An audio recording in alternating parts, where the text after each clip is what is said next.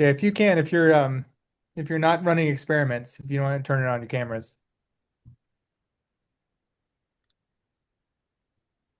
Everybody's shy. I will be doing some cold calling, so you'll have to get less shy at some point. All right, have a show. Thank you, Vishal. Appreciate it. Hello, me. Hi, Elliot. Hi, Tim. I'm actually not going to use slides today. I'm doing that on purpose. I think these things are best done as kind of case studies, and really the sort of core topics for today are market analysis and business model. And these things are so different from segment to segment. I think people love to kind of wrap these together and think of them as generic exercises across any business, and particularly across healthcare. In some ways, healthcare feels like a small enough segment. But they're really not. Like medical devices are just very different from building a drug, very different from building a health services business. And so I'm going to try to tune a lot of what I say to what you guys are working on. And so to that end, I'll give a little intro, but then we're going to spend a bunch of time talking about what you all are exploring in your own lives from a venture perspective, so I can kind of tune what I talk about to those specific examples, and I'll use some broader case studies as well, but again, I'll choose the case study based on what the class is working on. Before I dive into that, let me just give a little background on myself. My name is Elliot Cohen, and I am a friend and mentee of Mr. Versteinen. He and I went to Berkeley together. He was a grad student when I was an undergrad. And what little I know about research, I learned from Tim. He taught me a lot. It just didn't all stick. That wasn't meant to be a jive at Tim. I studied cognitive science and computer science when I was at UC Berkeley as an undergrad, and always knew I wanted to be an entrepreneur. I actually think I ended up getting an MBA at MIT, and I think honestly, if I'd gone to MIT, I probably would have gotten a PhD. MIT was really supportive of scientists and PhD students going on to start businesses. Berkeley was quite the opposite. I had a Mm. long conversation when I was an undergrad about a business I wanted to start, and instead of explaining how they could support me, the first question was, have we correctly patented this so that Berkeley can own it? And I was like, I mean, that's just totally like not the right value accretive attitude here. And I knew I didn't want to be an academic. I love science, but I didn't want to be an academic my whole life. I thought to be a really good academic. Part of this came from watching Tim. I thought to be a great academic, you had to be obsessed with a set of questions. Like you just had to, in your bones, you had to need to answer the question. And I didn't quite feel that way. And so I knew it wasn't for me, but I love getting to interact with scientists and PhD students as you guys are thinking about your different pathways. So I really appreciate getting to be here. After Berkeley, I worked at Microsoft for a year. I figured out very quickly that big companies were not for me. I went from there to an MBA at MIT, and then while I was there, I started a business called PillPack. So PillPack is a pharmacy that does what's called multi-dose packaging. So the ambition was to make it delightfully simple for consumers everywhere to take and manage their medication. If you've ever been sort of stuck taking, really any medication in the US, but especially if you take five or six, you've probably run into this scenario of being very tedious and very complicated to consistently fill and get your medication. And we wanted to fix that problem. We built that. We founded that company in 2013. We built it to about 300 million in revenue, and then we sold it to Amazon for about $1 billion in 2018. And then myself and my co-founder TJ Parker, we stayed at Amazon for 4 years, and we built Amazon Pharmacy, and we built something called Amazon Clinic. And then right before we left, we helped purchase One Medical. And then I left there in the fall of 22. And to Tim's earlier comment, if you were on at the beginning, I'm a big skier, so I thought like maybe I could just be retired and ski the rest of my life. And I do ski a lot. I live in Park City. I also go up to Alaska every year where I do a whole bunch of heli skiing. And so I really do love skiing. But I realized it just wasn't, I needed something else in life to make the skiing feel fun. The adventure is fun as punctuation for something else in life. So I went back to founding. I started a business called General Medicine. And our ambition at General Medicine is to make it simple for people to get access to the best care in the world. So you can think of us a little bit like a distributed health system. We make it possible for you to access any care you might need anywhere in the country. And we give you a whole bunch of tools to do that process, basically to shop for care kind of on your own. So a ton of experience building healthcare services businesses. I have a little bit of experience with drugs and devices, but I've never built a drug or device business myself, and so I'm definitely not as facile with it. We'll still talk about it throughout this class. We won't only focus on health services, but just so you guys know where my own biases come from, I come from this health services sort of world and background, and particularly consumer experiences. What I really nerd out on is how to build great consumer experiences that fit inside the rest of the complex healthcare ecosystem that's out there. Um, and so with that, I will pause for a moment. Our kind of agenda for today is really to talk about market analysis and then talk about different business models. And I won't bury the lead. I think market analysis is pretty stupid. It's not when it's framed that way, it's almost always a useless exercise. And so we're going to talk a bunch today about why is that, why do I think that? And maybe more importantly, what's at the root of it? Why does anybody in business talk about doing a market analysis? What are they really trying to get out of it? There are some really important questions wrapped up in it. And so we're going to talk about those. And I think hopefully by the end of the class, what I'm going to leave you with is some new ways to think about how to validate whether this is one, a business that you're passionate about starting, and two, how to approach the business. Especially for people with really technical backgrounds, it's very common to have a specific innovation that you know adds value in the world, but maybe you haven't quite hit on exactly what the right product is to wrap up that innovation and deliver it to the world, and how to mirror that product with the right business model to make sure that you sort of have the funding stream to commercially bring it to market. So those are the things we're really hit on today. As I said at the very beginning, these things are so different by area. You know, how we might do this in a health services business is pretty different than how you might think about it in a medical device, pretty different from how you might think about it in a drug. And sometimes you don't even know which of those businesses you are in the beginning. Like maybe your innovation is fundamentally a device, but maybe you actually don't want to build it like a devices company. Maybe you actually want to build it like a healthcare service. And so we're going to talk about all the different ways you might be able to do that. But before that, I really want to make sure that what I'm saying is at least a little bit on track. So I want to go around and hear a bit about what your own backgrounds are and what you guys are working on, and then we'll tune a lot of what I'm talking about to that. Also, last quick thing I'll say is these things are best when they're interactive. You know, this is a relatively small seminar, so I do have a bunch of speaking notes in the back of my head and written down on a nice sheet next to me. But the most boring version of this is me just reiterating those talking points. Like this is much more exciting for both of us if you guys talk a bunch. So interrupt anytime. The easiest way to interrupt is just use the hand raise feature or make a comment in the chat and Robbie will read it out. But honestly, feel free to interrupt too. Like I really don't mind. Okay, with that, who wants to go first? And I'll start cold calling if you guys don't talk. So someone should chime in.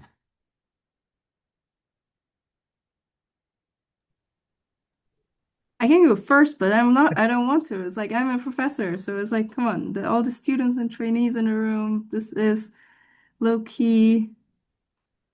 All right, Jonathan, you were first into the chat.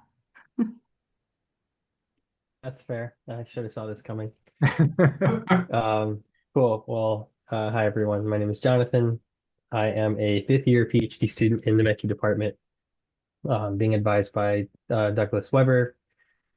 My research is primarily focused on wearable sensors for picking up muscle activity for people with spinal cord injury. The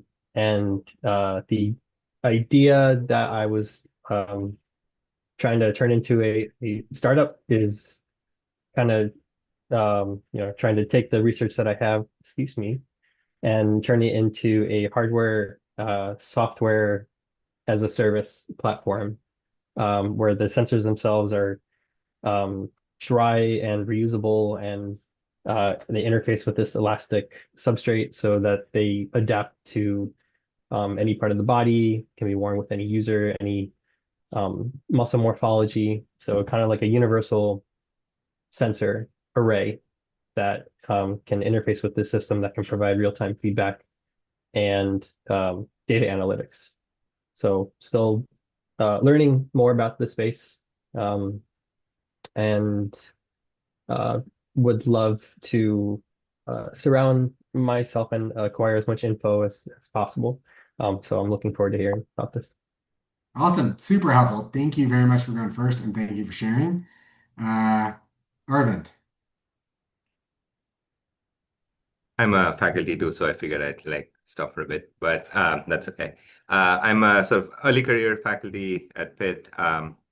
I study hearing and hearing in noise. The grand vision is to change how we currently diagnose hearing deficits, because the way it's done now is sort of like a hammer looking for a nail, right? Like the only nail that we have is a hearing aid, and so everything is done in order to fit a hearing aid.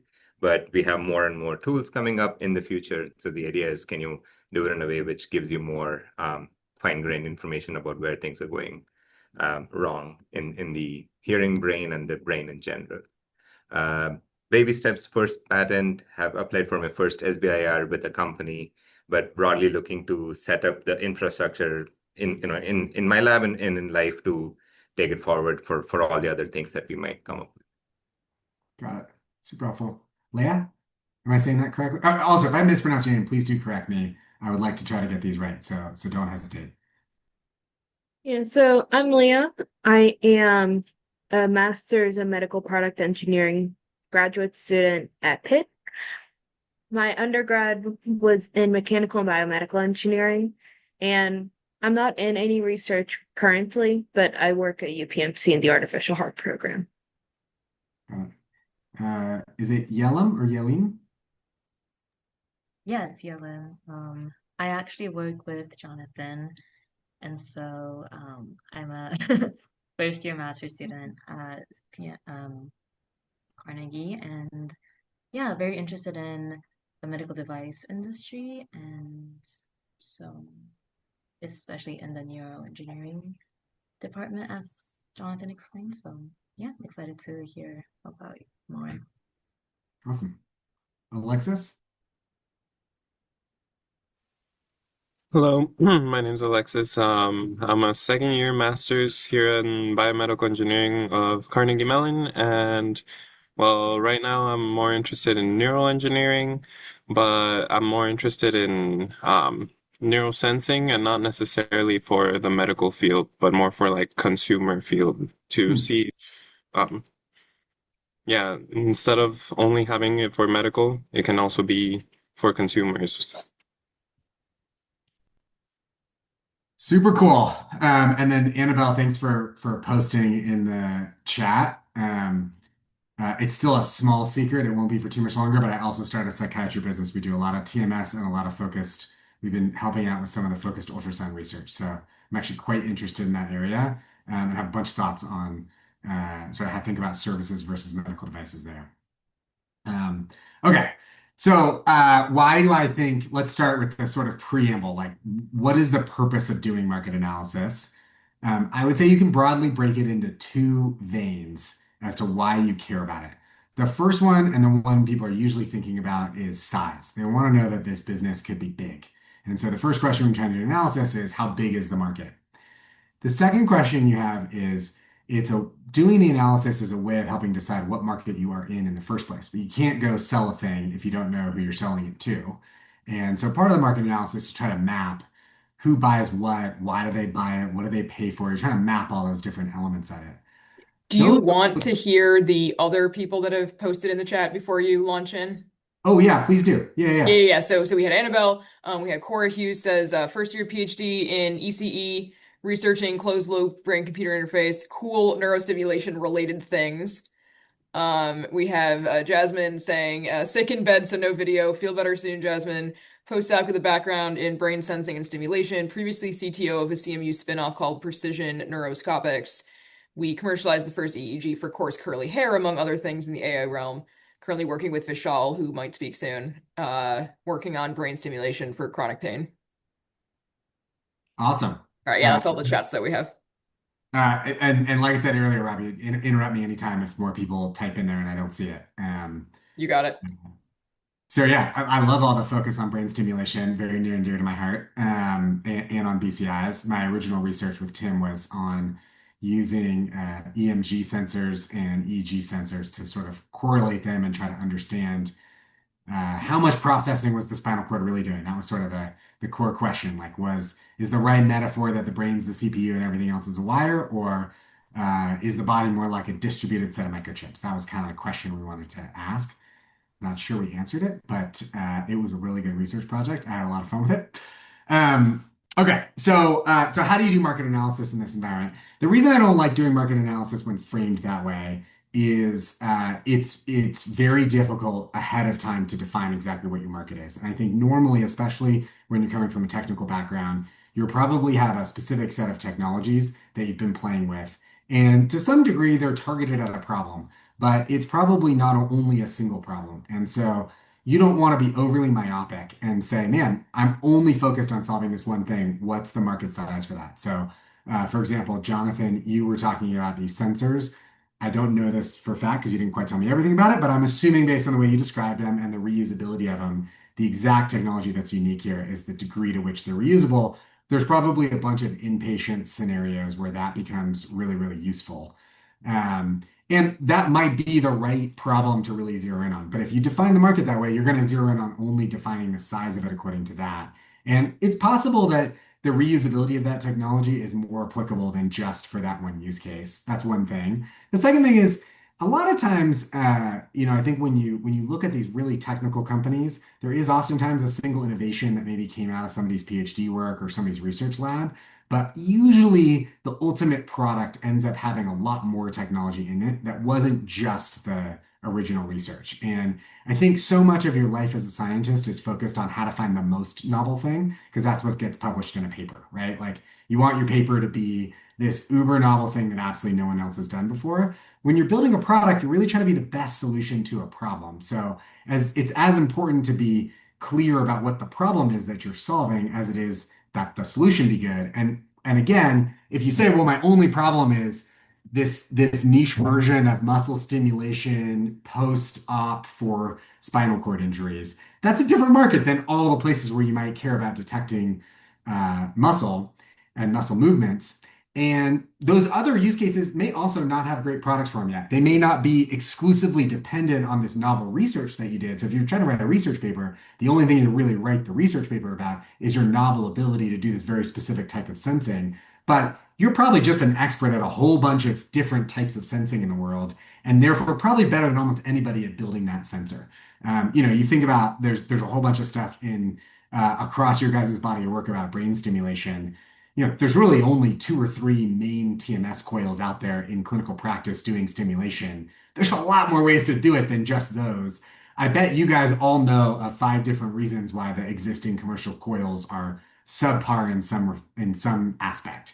Maybe it's already been characterized in the literature. It wouldn't make for a good PhD dissertation, but it probably makes for a really good product. So, sort of step one here of why I think market analysis as an activity is really fraught is it encourages you to narrow the focus, I think, way too much. It also encourages you to look for markets that exist. So one of my favorite medical devices is Butterfly. You guys familiar with the this is like a sort of at home is probably the wrong way to describe it, but it is a very mobile ultrasound probe. And the original technical innovation at the center of that is they figured out how to put the ultrasound on a single chip. And by doing that, it made it a lot cheaper. So instead of this kind of more complex ultrasound system that was going to cost, kind of 50 to $100,000 to sell, I don't know what the raw cogs are, but they're probably 25 to 30 grand, something like that, if the thing is priced at 50 to 100. At that price point, you're not selling that. That's too expensive for a doctor to have a whole bunch of, and it's too big a machine to carry around with them. So the second you get this thing onto a small probe, all of a sudden it's a lot cheaper. It's a couple $1,000s. It's not $50,000, and you kind of can like put it in your utility belt. It's like a doctor's hammer. They can just carry it around with them. If you thought about that and you said to yourself, like, well, what's the size of the ultrasound market? And you analyzed it from that perspective, Butterfly looks like a terrible business. One, ultrasound market isn't really that big in the scheme of things, but the bigger issue is the Butterfly itself is actually kind of a shitty ultrasound. It's not a super effective ultrasound. So if you're trying to stack it up against a $100,000 ultrasound, in most use cases, it's going to look subpar. But that's not the right place to apply it, right? Like what it really is it's going to disrupt. If it's successful, it'll probably disrupt a whole bunch of non-ultrasound modalities. Places where we're using other things to detect stuff. And who knows what the size of that market is, right? That market doesn't exist. So it's very difficult to assess the size of it. And I would say the bigger thing is you don't really care exactly what the size is. You take PillPack as an example. When we started the company, I think the total pharmacy industry was probably directionally about $300 billion. And we have this email between TJ and I from very early on, where I was sort of under this implicit impression, because I hadn't done any analysis, that people who take five or more medications is a very small audience. And my dad actually was one of these people. So I saw the solution and I was like, oh, that would be amazing for my dad. But there's not very many people like my dad out there. This isn't a good idea. And TJ's got this great email with me where he says, it turns out 10% of the US population takes 5 to 7 medications, and it represents probably 2/3 of the total pharmacy spend. So it's probably responsible for about 200 billion of the $300 billion spend. And my response back was just, wow, dot, dot, dot. Um, we never did actually do more analysis than that. And I think honestly that was the right thing to do. Like at that moment in time what we were trying to assess is, can this be big? And the $200 billion number is almost surely the wrong number. Big chunk of that's in nursing homes. We weren't going to sell inside nursing homes. Big chunk of that's probably specialty pharmacy. We weren't going to do specialty pharmacy out of the gate. You would never get, even today, I've now been working in the pharmacy industry for probably going on 15 years. You still couldn't, there's no accurate numbers for all of those things that I just described. You would never be able to get, despite what the literature might tell you, the literature is not that accurate. Like it would not give you a very accurate number for what PillPack's true total addressable market is. And so if you really went on a sort of scientific like journey to pin down the potential size, you would never get there. And so it's not, the point is, it's not that useful, but what are you really trying to answer? You're trying to figure out, can PillPack be a big business? That's really what you want to know. And that answer is easy. Like, I don't know if it's $50 billion of that 200 billion or if it's 180 billion of that 200 billion, but they're all big numbers. Like any way you slice and dice it, it's a very large number. Um, and so it would be very difficult to know. There's a question in the chat: what did the market for Butterfly end up being? Expecting parents with $1,000 worth of worries, pop-up or low-cost OB-GYNs. I think they're still figuring that out, honestly. I don't know that Butterfly, I don't know their latest numbers. I don't know exactly how successful they've been. I think they're a really interesting example of a company that, if they're successful, will be very disruptive. And so therefore it'd be very difficult to compute ahead of time what that size would be. Uh, I believe you have to be a doctor. The latest I've looked at was a couple years out of date, so maybe this is now accessible to consumers. But at least as of several years ago, to get a Butterfly device, you had to actually be a clinician. So you had to prove to them that you were a clinician and you understood how to use ultrasound so that the results wouldn't get misused. I don't 100% know why they had that delineation, but I suspect it's a regulatory requirement. I suspect the way they got through the FDA was running a study with a certain set of clinicians and proving that those clinicians can get accurate diagnostics out of the Butterfly. And so probably the clinical data was predicated on a user that really understands how to use it, and that wouldn't fit with a consumer without training. And so they're focused on selling to providers, but that still doesn't really answer the question. Like, is it PCPs using it for a whole bunch of new use cases? Is it OB-GYNs using it as almost like a prenatal sort of assessment before the formal ultrasound? I think the main market is not the OB-GYNs. I think it's mostly been going after a broad set of generalist clinicians, both inside the hospital and out, who are using ultrasound in ways that it just never used to get used in the past. So people walking around an inpatient setting who want to quickly be able to do some diagnostic that might normally require a referral to IR, to interventional radiology, to come to the bedside, maybe they can now do kind of like a pre-assessment via the Butterfly. I think those types of use cases have been the most common. But again, I don't actually work for the company, so I don't know for sure. Yana?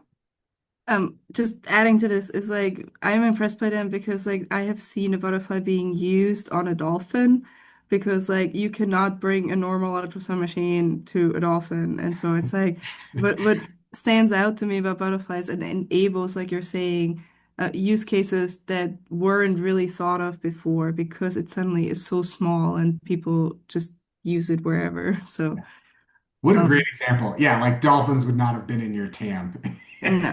Like, I'm gonna go through the FDA process. You're raising from investors, you're like, we're a healthcare company, but the dolphins. It's just really hard to predict these things. It doesn't mean every business works that way. Like, I don't think PillPack was so hard to predict. I think it was more clear sort of who our user was, what our use case was.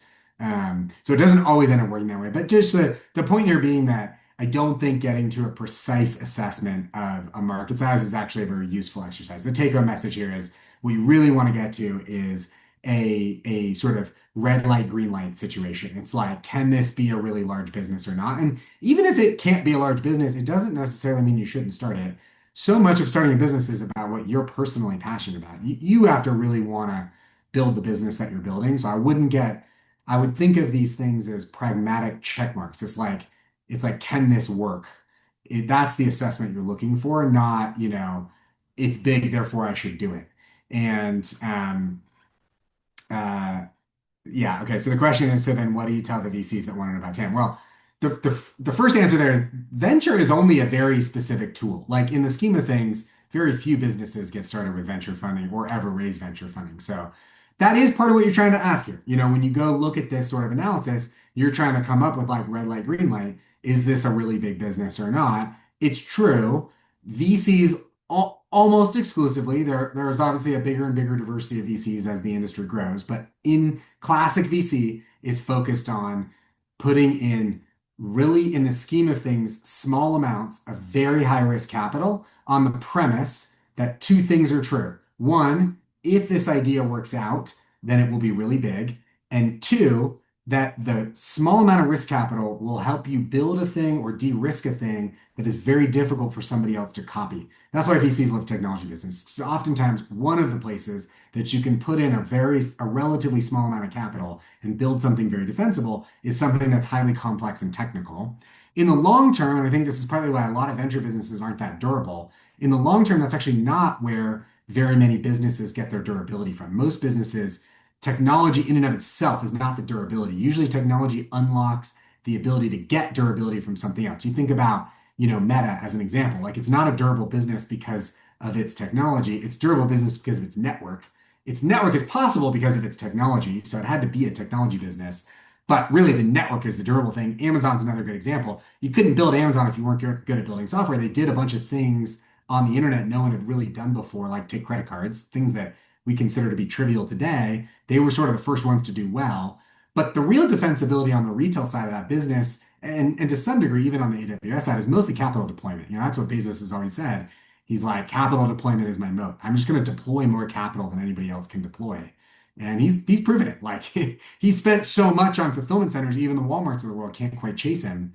And it worked because it turned out those fulfillment centers were both really expensive and they were very specifically designed for a certain use case. So you would have probably naively looked at this when he started the business and said, I don't know, Walmart's already got a lot of those. How are yours really that different? Well, it turns out a fulfillment business that ships directly to the customer is just pretty different than a warehouse that ships to a retail center. And so for many, many years, everyone assumed that Walmart had basically the same infrastructure. And it just turned out they didn't really. And so the capital deployment became a moat because it was building a set of infrastructure that no one else really had, and no one else could really readapt in any meaningful way.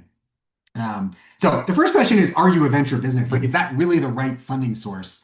And the answer oftentimes is going to be no.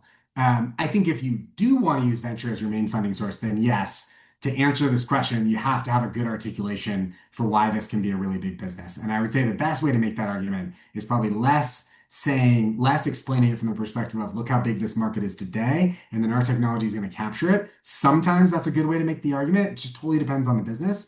But more often than not, I would say the best way to make this articulation is to explain why the problem you're solving is a fundamentally big problem that has a lot of economics behind it, totally divorced from how you're going to capture those economics. It doesn't have to have anything to do with what your business model is. It's just, hey, look, the world's spending a lot of money on this problem today.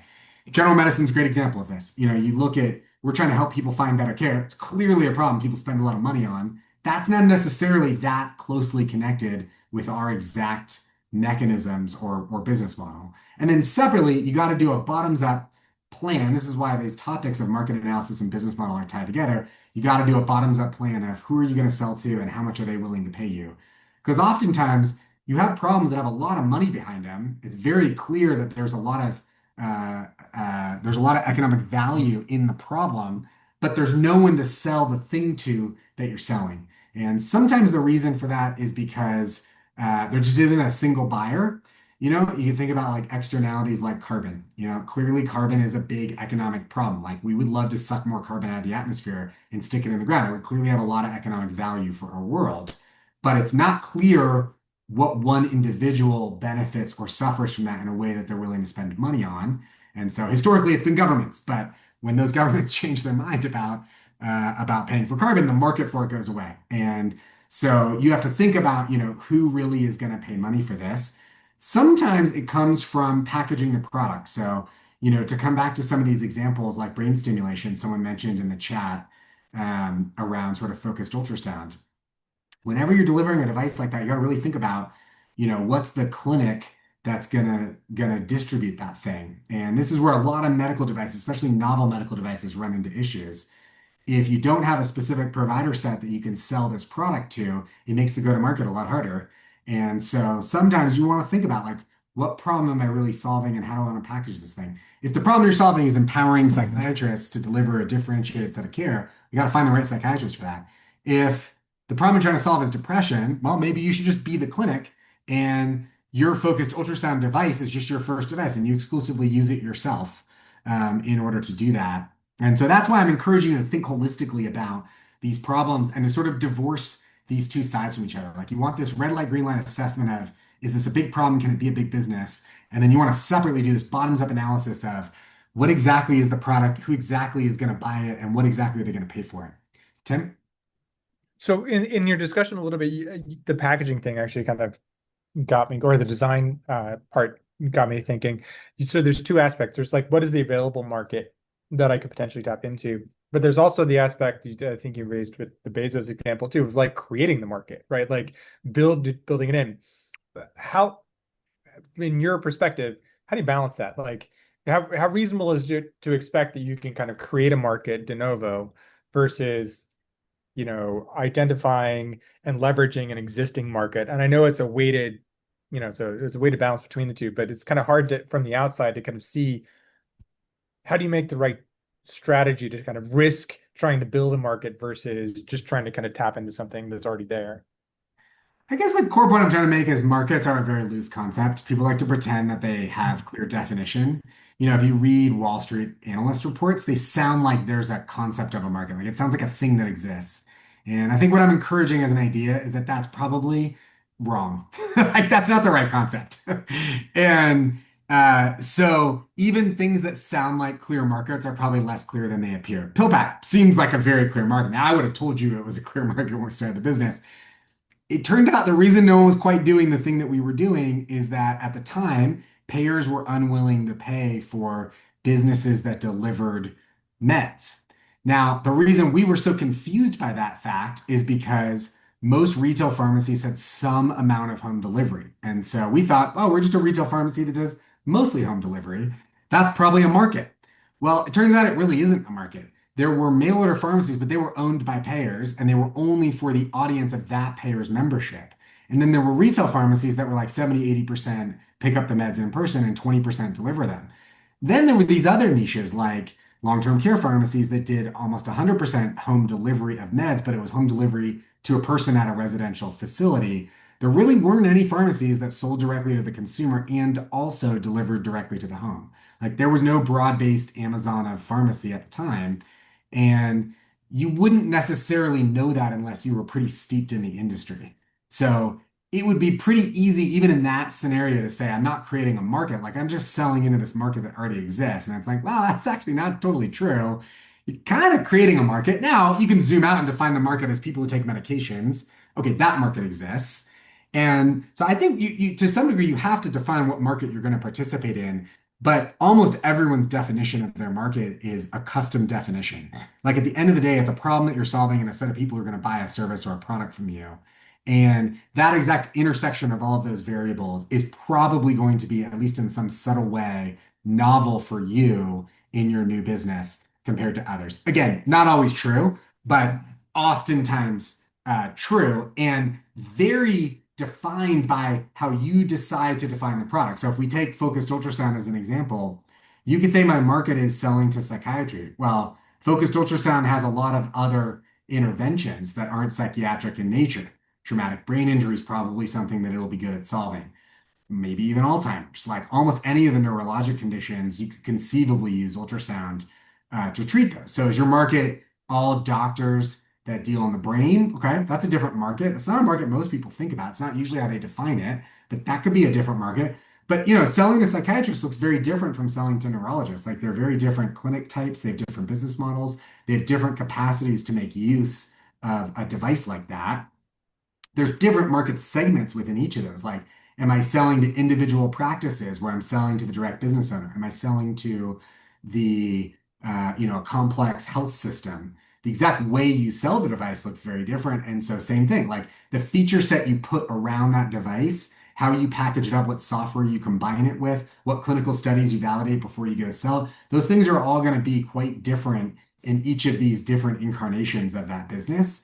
And you could sort of play with these terms and say, well, the market is everybody who wants a device that stimulates the brain. And then really what we're talking about are these different market segments. But I guess my broader point is like, it's sort of an academic distinction. Like, who cares? What you really want to know again is let's not get the take-home message here is let's not get lost in what we're trying to achieve. What we're trying to achieve is how big can this business be? And we only care about the answer to that in loose sort of red light, green light terms. And then what we really care about is what product are we selling? And that's going to be deeply influenced by who we decide to sell it to and how we decide to package it up. And so I think you have to jump pretty quickly to doing that bottoms up kind of process. And so to your original question, Tim, of like, how do you choose between these, like a market that might feel more novel and amorphous versus one that feels more tangible? To some extent, the answer to that is just like, what are you personally passionate about doing? You have to have conviction in the thing that you're going to go sell. I don't think that I don't think there's any scientific method to get to precision on like, this is definitely the best idea. I think a lot of it just comes down to like, are you fired up about serving a certain audience or not? And then the next best thing is once you've defined what you think that audience looks like, you approach this like a scientist. Everything's a hypothesis. And so, usually the activity of building a business model, it's really the activity of defining lots of hypotheses and then going and designing little mini experiments to validate those hypotheses. So let's take Butterfly as the example. I don't know how they did it, but this is how I would have done it if I were them, is I would have said, man, I think this device is super broad. Like I don't even know all the places this thing can get used. I probably would have done a hybrid of tried to pick a bunch of really targeted use cases like, hey, PCP, do you wish that you could get a deeper, better assessment of somebody's heart at the point of care? Yes or no, and what would you pay for it? And I would have found 10 PCPs and interviewed them. It wouldn't have been super scientific. It wouldn't have been good enough data to publish, but it would have been good enough data for me to get personal conviction. That would have been my bar. And I would say like the part of this that's very similar to being a scientist is the activity of thinking about a hypothesis and then thinking about an experiment to validate that hypothesis. The part of this that is not at all like science is normally in science, you want to prove that point to somebody other than yourself. In startup land, you only care about convincing yourself, at least to start with. You eventually have to be able to explain the story in a way that investors and others will buy into, but that's more of a storytelling exercise. This first part of it is purely trying to get your own personal conviction. And the best way to do that is go run the experiment. But again, there's usually a gap in most science, at least in my experience. There's a gap between that moment where you're like, I'm sure this thing's right. I can't prove it beyond a reasonable doubt to somebody else, but I'm sure it's right. That's good enough, in my opinion, in most startup plans because you care a lot about speed. And so the moment in which you have that, you kind of want to move on and go to sort of validating the next hypothesis. And you're doing this in a very iterative fashion. So are there 10 PCPs who will buy my Butterfly device? You go out and you ask 10 of them, and you're as much trying to read the emotion in the room as anything. It's like, are these people just excited to get this device from me, yes or no? And at the same time, you're trying to refine what the device is. Like the device probably isn't fully featured at that point. It hasn't really been built. You kind of have some ideas of the thing the device is capable of being. And so again, like Jonathan's example, I suspect there are probably many different versions of that product you could build. And so you could go out and talk to people in the ICU versus a post-op neurosurgeon versus some other entity versus some consumer business. And what you're going to be doing in that is this a thing you could really pay for if I could solve this problem for you, and how much would you pay? And also, what features would you want it to have in that scenario? And so you're kind of trying to figure out like, what do I need to improve or tweak or package differently about my product to make it a complete solution for one of these things? And usually the place that a very technical product gets into trouble is it ends up being a lowest common denominator. It's like a pretty good solution to 10 different use cases. That's actually a really bad outcome because usually no one's going to buy it. You'd So rather be really good at solving somebody's problem rather than kind of solving everybody's problem. so that gets to, I think, Core's got a question, another question in the chat about would you say that user personas are more useful than broad markets? Is that a good kind of summary of how you're thinking about it? Yes, caveat is that there's a lot written about developing personas. Sometimes people use them for product development, and sometimes people use them for marketing. They're very different. It's the same phrase, user persona, but the way you might use them in each of those instances is quite different. And so I just wouldn't obsess about the precision. Like I don't think your persona, sometimes, especially in more academic like business school classes, people obsess about getting the persona right. And they'll get really precise about it. And certainly at some point in the evolution of the company, you're going to go market the thing. You want to get more and more precise about that persona over time. I think to start off with, though, it's okay to be pretty generic about who that persona is. You're just trying to inform a bunch of priors in the back of your brain about who you're going to sell this thing to and what that person cares about. And you probably don't know enough yet to be super precise about the persona.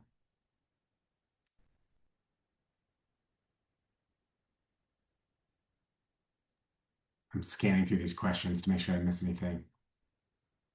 Cora, to answer your earlier question, VCs take on risk of product potential, hoping the demand will show itself once the product becomes realized. I wouldn't think of it as not one read of your comment or question is that VCs don't care about the demand. They're going to take risk on the product development and assume the demand is going to be there. I definitely don't think that's the case. There's only one place I know where that is true, and that's in drug development. In drug development, it usually is really clear. Like the drug is so targeted to a specific condition that it is usually pretty clear what the size of that market is ahead of time. And in that environment, you can be a lot more precise than what I'm suggesting here about the market precision. It's still probably a little looser than people like to pretend, but it's much easier in drug development to be pretty darn precise about the total size. And almost always, the size of the drug, the answer is it'll be really big. It's just a question of whether it actually works that well. And so that's why all the investment dollars go into validating that the drug actually works. It's also why you don't really see most drug companies aren't real companies. They are research entities that are trying to validate that a drug works or doesn't work. They're not, I personally don't think of that as a company. A company is a long-term entity that develops new products and sells those products and makes money doing that. It's a very small group of drug companies that ever do that. Most of them, they get through phase 2 or phase 3 data and they sell the asset to a large pharma entity. And that's because the go-to-market in pharma is so complex and you have such a short time frame to capture all the value, you would never want to screw it up. And so there's a lot of economic incentive to build these big engines, Merck, Pfizer, et cetera, who are going to be super good at that regulatory and go-to-market process. They're never going to screw it up. They're not necessarily going to be super innovative about it, but they're also never going to mess it up. And so they're going to maximize capturing value off of the drug. And so what do they care about? They want to know for sure that the drug's been validated. So I'd say in that instance, it really fits at least the way I'm reading your comment in this chat, Cora. I would say in most other environments, VCs 100% care about you validating the size of the market. I just don't think the way you validate that is a sort of textbook-like market analysis. It's getting out there and actually selling the product. And so a lot of the art comes down to how do I build enough of this product that I have an MVP of it that I can go sell it to demonstrate the demand to attract more capital. But if you zoom out, what's happening in venture versus, say, private equity or some other investing vein, what's happening in venture across those first 2 or 3 rounds of financing, they're all going in as very high risk capital. The VCs are super happy to lose that money because it's predicated on if it works, it's worth so much. And there just aren't that many businesses that fit that. That's why I'm saying it's a very unique financing tool. Many, many businesses out there, they can be started with SBIR grants, they can be bootstrapped, they can be started with private equity money. There's so many other ways to fund and start businesses. Not all businesses even need funding initially. So we talk a lot about venture and technology, but it really, in the scheme of the world, it's a very narrow tool. And it's not the most common tool for starting a business. That's the core point I'm trying to make. And they're looking for this very specific type of business. And so, yes, they do care about these businesses being more confident than most about what the size of the potential market is. And they also care more than most about the long-term defensibility of the thing that you're building because they're taking such high risk in the beginning. They want to be sure that what comes out the other side isn't just a pretty good business, it's like a generationally good business.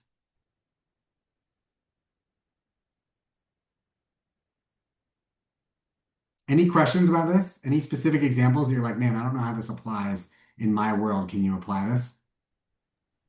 Um, just I'd love to hear your thoughts on like sort of exit. I don't know if that's the right word, but like how do you decide if you're like, like license out your technology versus partner with an existing company versus start a company versus start it and then sell it to Amazon for $1 billion? Like how do you know where you're going along that line? That was the original goal. We were like day one, we're selling this thing for $1 billion to Amazon, not a dollar less, not a dollar more, not anybody else. We're selling it to Amazon. Again, like it really depends on the type of business, and I think this is where it's so different from entity to entity. To some degree, this is an emotional and a cultural question more than a pragmatic one. Any business that's going after a problem that's of sufficient scale, you probably could turn into a big business. Like if you looked at the early days of both Apple and Microsoft, especially Microsoft, nothing about it looked like a venture business. But of course, it's become the best venture business of all time, right? Like it's an amazing business. And if you guys are interested in this, there's a great Acquire did a great episode on the early days of Microsoft. It really sounded if we saw that business today, if Bill Gates right out of the gate went and pitched a bunch of VCs before he did anything, you would have called it a consulting business. Like he was basically building, he was customizing and building sort of tweaked custom software for other entities. And there weren't that many of those entities. So that's why you'd call it a consulting business. It wasn't obvious that this was a reusable product that could be sold to anybody. And honestly, I don't even think that analysis was wrong at that time. I just think Bill was such a good entrepreneur that he went from he was so good at writing software and such a good entrepreneur that he turned this early product and the profitability around the product into an ever stickier business over time. The take home message for me in that story is not, oh, it turned out it was a really defensible business and we just didn't know about it. It's the opposite. It wasn't a good business. There was nothing about the way that business was built originally that was structured in a defensible way that was going to obviously be big. It was none of those things. It just had the most impressive entrepreneur, Bill Gates, at the center of it, and he just kept innovating on it forever. So the point is, like, if that's the thing, and it was clear in the beginning that's who he wanted to be. Like he was clearly that ambitious. So I would say, like, if that's who you are, almost any business can be turned into that over time, assuming it's playing in a space that has sufficient sort of size and scale against it. Because no matter what your first product is, you can always launch more things in the future. You can always continue to iterate and build on top of it. The flip side is, a lot of times people's goal isn't really about building a company. It's about seeing a thing get out there in the world and have benefit. And I think this is true for a lot of drug developers. There's a lot of scientists who come out of the research lab with a compound and they say to themselves, man, I just really want to see this thing work. You think about there's a company called Sema Therapeutics. They're a Harvard. They were spun out of Doug Melton's lab at Harvard. Doug Melton had, he basically like arguably became an academic because he was trying to solve diabetes almost for himself. He had this very personal connection to it. He's like, that is my mission in life. I'm going to solve diabetes. Nothing about that statement was, I'm going to build a company that solves diabetes, or I want to build a big company that happens to be a diabetes company. It wasn't about that, I don't think. I don't know him personally, but I don't think that was the motivation. I think it was truly about solving diabetes. And so originally, that was best done as a research lab at Harvard. And at some point, once the core academic sort of questions around novel science had been somewhat answered, that became easier to work on as a private company. So he and his main grad student spun it out as a separate company, Sema, and they raised venture money for it. That got through kind of early clinical trials. It was still pretty far away from the clinic when Vertex bought it. And why did they do that acquisition? Again, I wasn't in the room, but I suspect they were thinking to themselves, hey, we're here to get this novel stem cell therapy out into the world so that we can really solve diabetes. We're going to get there better, faster with Vertex than we can on our own. And that was the analysis at PillPack as well. So we were sort of debating between this acquisition with Amazon and not. We had a couple other options for other ways to continue building the business. And what we kept coming back to was, man, we really just want to build the best pharmacy in the country. And honestly, the best pharmacy, it kind of looks like a pharmacy at Amazon. Like almost all the pharmacies are already embedded in other retail entities. or in other payer entities. And we wanted to be in a retail entity because we wanted to be selling directly to the consumer. And so it was like, well, okay, if you look at it that way, then it's kind of Walmart or Amazon. And we would, and Amazon, we were more aligned long term with where they were going with it. It just made more sense. It was more digitally and e-com centric. Walmart probably would have also been a great outcome too, but that's how we ended up at Amazon. And it's not that we set out to be acquired. We were happy to keep building the business, but the acquisition just made a lot of sense because we knew that was a place where we could really build the type of experience that we wanted to for consumers. And I think that actually largely played out. We were largely able to build the pharmacy experience that we wanted to in Amazon Pharmacy. And they really did invest more capital into that idea than we probably could have raised purely on our own. So it was a faster, easier, better way to have this impact in the world. Of course, not as good a way to build a long-term business, right? Like once you're part of Amazon, part of a big company, there's a lot of other priorities there. If what your long-term ambition was to build a standalone healthcare entity, well, then of course that's not a good place to do it. So I think that the first order question here is actually not a very it's not like a bottoms-up analysis type question. It's actually a more philosophical question about the entrepreneur and what they're trying to achieve.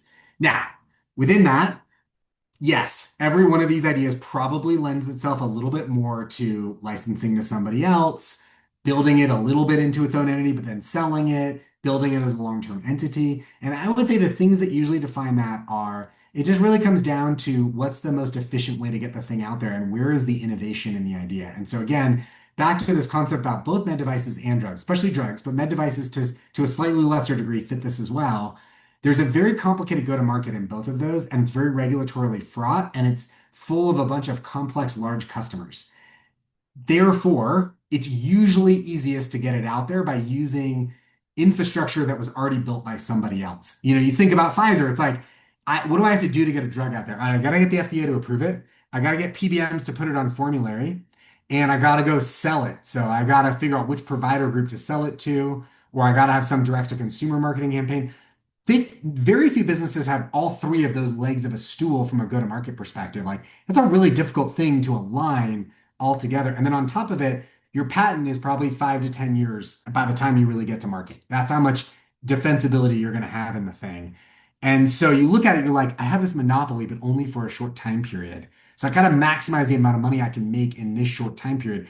Man, if I flub on my PBM negotiations and I make $1,000 unit instead of $2,000 unit, I've just literally cut the forever profitability of this product over all time in half. There's very few decisions Google could have made early on in its history that would have like cut the long-term total economic potential in half. Like it's not to say they couldn't make any mistakes, but almost all of those things could have been undone, rewound, looked at differently. That's not true in drugs. And to some degree, devices have this same dynamic. A little bit less, but some of the same thing. And so I think that's why in your guys' space, you hear a lot of people talk about maybe I should just license this thing, maybe I should just sell it. And for sure, sometimes that is the right answer. But if you're sitting there like, that's just not what I want to do. Like, I want to build a company that takes this core brain stimulation device, but turns it into a totally new way to do some type of medicine. Selling it's probably not the best way to do it. And so that's where this like cultural question comes into play. Tim? So, because we're coming up close to the end of time, before we open it up to the final questions, can I take like an attempt at taking a stratosphere level summary of what you presented so far? So if I understood you correctly, the two major take homes is that the kind of original framing of markets is BS, and you have to kind of take a more nuanced approach to thinking about where your customer base is and where your kind of revenue is coming from. The second thing that I've kind of seen in your narrative is that adaptability seems to be an important feature. There's not a single path to getting something out of the lab and into market and successful. It has to be this adaptive process of finding the niche and adapting to changes in order to kind of keep moving forward, as opposed to some kind of linear algorithmic perspective to go from, out of the lab into profit. Is that a good high level summary? It's a good high-level summary to give you guys a couple of sort of tools or approaches. There are sort of three that I would look at. There's something called the business model canvas. If you just Google it, it'll come up. Basically a visual canvas that has a bunch of little buckets, and you just fill in these little bullet points for each one. It encourages this type of like iterative spiral approach. I think of it as like a spiral. You're slowly zeroing in on a more and more specific version of your plan. And so it encourages you to fill out the whole canvas to start with, even though you know very little. And then you start knocking off different hypotheses and trying to fill in your sort of data about how this thing works. So yes, it's about being adaptive. The one thing I would add on to that is think of it as a spiral where you're zeroing in a little bit more every time on a more and more precise version of the plan. And that process never ends. It's not like you finish that and then you start a business. You probably start the business as soon as you've got conviction that you have the right idea, and then you just get more and more precise over time as you're in market. And then the other two tools, I would say Amazon has this concept of a peer FAQ. I actually really like it. I'm not going to go into depth. There's not enough time today to talk about exactly how the peer FAQ works, but if you're interested in it, there's a book from some ex-Amazonians called Working Backwards. That's a pretty good assessment of how to use the peer FAQ. And there's a bunch of other venture books, Peter Thiel's sort of 0 to 1, that sort of get at some of these general ideas. Paul Graham's also got a lot of good writing on these general topics. But I think what the commonality you see in all of these things is about, sort of zeroing in the spiral-like mechanism, going from sort of abstract idea to more and more precise. Awesome. Yeah, Thank we are you. coming up on 4 p.m. So let's try to wrap up with the last thoughts that we can. Any final quick questions? I have 100 more questions to send you. If you have any spare time in the next month or so, would love to chat again. Happy to try to do it. I am a little more busy this month than normal, but at some point that will equalize, and then I'm happy to. In general, I'm more than happy to help. Well, just to kind of summarize, then Tim did a great job summarizing, but I'll just take another stab at it, hopefully in the pursuit of reinforcing it. Yes, I don't think markets as a definition is a great. It's not a great object. It's not a great framework. And so when you think about market analysis, I think it's more helpful to piece that apart into the components that you really care about. Component number one is, can this thing be big? And you kind of you got to answer that question, but you don't care about precision. You don't care if it's a $5 billion market or a $10 billion market or a $100 billion market. You just care if it's small or big. Two, you care about how am I going to go after that market, because that's really going to define what the product itself is. So if I'm Butterfly, I've got this ultrasound on a single chip, but how do I go from that to a product? What does the product feel like? What's the price point? Does it fit on a belt? Is it even smaller than that? Is it bigger than that? Like, there's a lot of other questions. There's a big gap between your core technical innovation and a full end-to-end product, and that is going to get answered by who your users are. And so there's this kind of spiral process of building your business model and your business plan that's around zeroing in on all these different elements of how are you going to sell it, who are you going to sell it to, how much money you're going to sell it for.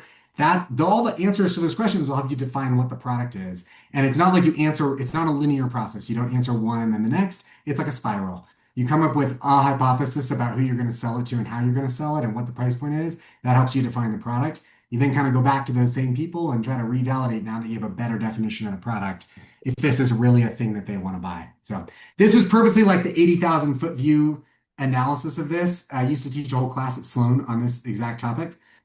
So hopefully this was enough scratching the surface to inspire you guys to want to go deeper. But please don't interpret any of this as like, oh my God, he gave us all the details. We've got it all now. This was meant to be an intriguing framework for how to think about some of these problems. I hope you guys really enjoyed it. Thank you, Elliot. Yes, Much thanks so appreciated. much. Thanks. Thanks, guys. Take care. All right, everyone. Next week, same time, we're going to have CMU's own Megan Hayes talk about intellectual property. So I'll see you all for that, and I will post this video later today. Thanks, Robbie. Take care. See ya.